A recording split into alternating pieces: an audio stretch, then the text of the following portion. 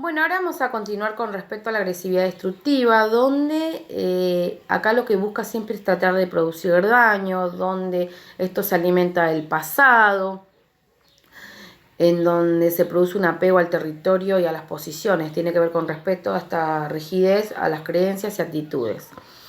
Bien, eh, otra de las cuestiones fundamentales que tenemos es que la actitud destructiva es lo que provoca que las decisiones sean difíciles y nulas. Acá lo que se goza es el conflicto, ahí va a estar bien establecido el conflicto. Bien, ahora vamos a continuar con respecto a la orientación constructiva, que esta tiene que ver cuando, bueno, las relaciones van a ser más colaborativas, donde las actitudes van a ser pasivas, donde se van a poder considerar los nidos, ¿sí? También acá se trata de resolver el conflicto, ¿sí? Hay una ventaja mutua, ¿sí? Bien, otra de las cuestiones que tenemos que el conflicto puede manejarse a través de estructura, reglas, apelaciones, también la cultura, ¿no? Normativas a la cultura, los valores, ¿sí? Por ritos, rituales, por estrategias de negociación, ¿sí? Tiene que ver con respecto a esas estrategias que vimos la semana pasada, las herramientas mediante la comunicación, la escucha activa, ¿sí? Para que puedan generar un acuerdo, ¿sí? Mediante la negociación de las partes. Bien, es importante que debemos girar y no hacer un análisis del conflicto, sino que hay que focalizarse en las conductas. ¿Para qué hay que focalizarse en las conductas? Para poder comprender, ¿sí?, cómo se manejan los conflictos en diferentes encuadres. Bien, ahora vamos a continuar con el conflicto desde el punto de vista psicológico. Bien, donde el psicoanálisis habla del conflicto cuando en el sujeto se oponen exigencias internas contrarias, ¿sí? Puede ser manifiesto, por ejemplo, ¿no?, un conflicto entre el deseo y la exigencia o ante dos sentimientos que se contradicen, ¿sí? Donde dice la otra forma que se puede manifestar es de manera latente, que subyace a través de síntomas, a través de alteraciones de carácter y conducta. Entonces, cuando hay sentimientos contrarios, hay exigencias internas contrarias, puede manifestarse a través de la conducta, puede manifestarse a través de alteraciones del carácter, ¿sí? Eso es importante que se pueda entender. Cuando hay cierto deseo, cierta necesidad, ¿sí? Bien, entonces, esta teoría no considera distintas ópticas, ¿sí?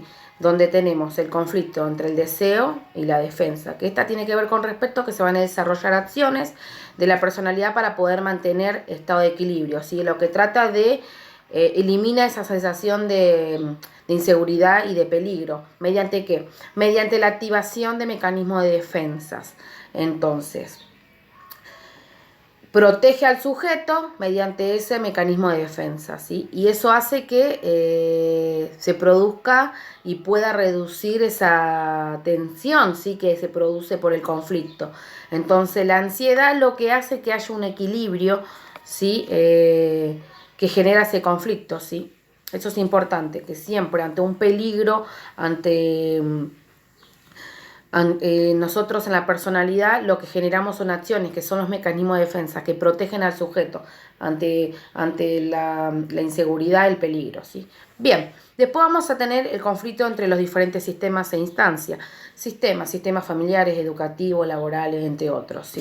Bien, después vamos a tener el conflicto entre las pulsiones, ¿sí?, que tiene que ver con las cargas energéticas y la tendencia, ¿sí? Esto tiene que ver cuando hay en el individuo que tiene que reprimir ciertas cargas instintivas o pulsiones que prohíbe la cultura, que no las puede satisfacer, ¿sí? Entonces, al no poder satisfacer esos deseos, provoca ciertas sensaciones de frustración, porque no se ha podido satisfacer esos deseos que tiene, ¿sí? Entonces ahí se generan nuevos conflictos también. Bien, después tenemos el conflicto edípico, ¿sí?, que tiene que ver con respeto, que no se enfrenta, que no solo se enfrentan a deseos contrarios, sino que estos se encuentran frente a lo prohibido, ¿sí? En eso que no se puede hacer. Bien. Otra de las cuestiones importantes que tenemos, que es la perspectiva social del conflicto, ¿sí? Que tiene que ver con respecto a esa forma de interacción, ¿sí? Que tiene que ver con esa forma de interacción, ¿sí? Y cuando hablamos de interacción, lo opuesto sería la cooperación, ¿sí? Que se va a dar entre los individuos, los grupos, las organizaciones, las colectividades, ¿sí? Que tiene que ver con respecto, que implica esos enfrentamientos que se van a dar por el acceso a recursos escasos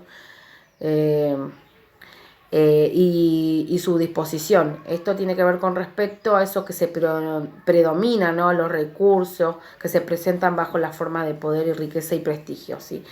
Bien, vamos a hablar con respecto a las características del conflicto, donde el conflicto va a distinguirse según esas características, ¿no? La dimensión, la cantidad de participantes, la intensidad, el grado de compromiso que van a tener, ¿sí? Los objetivos que surgen a partir de ese estudio.